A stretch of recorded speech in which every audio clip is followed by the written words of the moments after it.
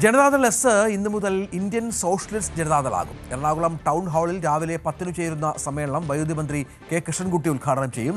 Socialist Janata Dal സംസ്ഥാന അധ്യക്ഷൻ K Suresh, Janata Dal S സംസ്ഥാന പ്രസിഡന്റ് മാത്യു ടി തോമസ് MLAയ്ക്ക് പതാക കൈമാറി ലയനം പ്രഖ്യാപിക്കും. കേരളത്തിൽ LDFനും കേന്ദ്രത്തിൽ NDAയ്ക്കും ഒപ്പമെന്ന പേരുദോഷം തിരുത്തിയാണ് 2 MLAമാർ ഉൾപ്പെടെ സോഷ്യലിസ്റ്റ് ജനതാദൾ ചേരുന്നത്. ആജ്ഞ വിവരങ്ങൾ പങ്കുവെക്കും. ആജ്ഞ അനിവാര്യമായ ഒന്നായിരുന്നു. കേരളത്തിൽ LDFൽ ഇവർക്ക് നിലനിൽക്കണമെങ്കിൽ എന്തൊക്കെയാണ് ഇതിന്റെ വിശദാംശങ്ങൾ?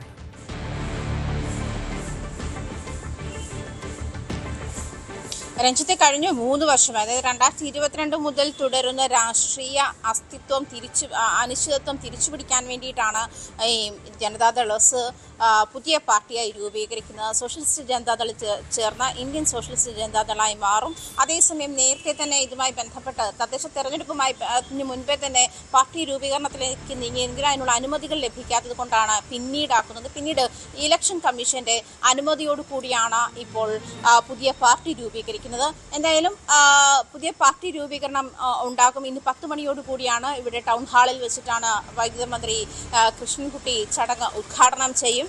മന്ത്രി മാത്യു ടി തോമസ് ആണ് പതാക ഏറ്റുവാങ്ങി ലയന സമ്മേളനത്തിൽ പതാക ഏറ്റുവാങ്ങുന്നത്.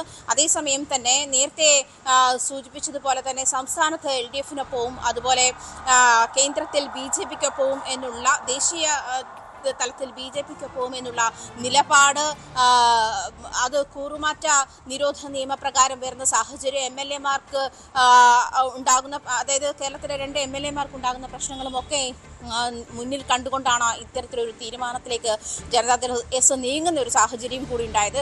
ഈ കഴിഞ്ഞ 3 വർഷമായി തുടരുന്ന അനിശ്ചിതാവസ്ഥയ്ക്ക് പരിഹാരമായി ഈ രാഷ്ട്രീയ അസ്തിത്വം തിരിച്ചുപിടിക്കാനുള്ള നീക്കത്തിൽ തന്നെയായിരുന്നു ജനതാദൾ കഴിഞ്ഞ 3 വർഷമായി. ഇതിൻ്റെ ഒടുവിലാണ് ഈ ലയനം എന്നുള്ള ഒരു തീരുമാനത്തിലേക്ക്, പുതിയ പാർട്ടി എന്നുള്ള ഒരു തീരുമാനത്തിലേക്ക് മാറി. എന്തായാലും ചക്രം തന്നെ ചിഹ്നമായി ലഭിക്കുമെന്നുള്ള പ്രതീക്ഷയിലാണ്. ചിഹ്നത്തിന് ഇതിന് ശേഷമായിരിക്കും, പാർട്ടി രൂപീകരണത്തിന് ശേഷമായിരിക്കും ചിഹ്നത്തിന് അപേക്ഷ നൽകുക. അതേസമയം മെമ്പർഷിപ്പ് ക്യാമ്പയിനും അതിനുശേഷമായിരിക്കും തുടങ്ങുക എന്നാണ് അറിയിച്ചിരിക്കുന്നത്. എന്തായാലും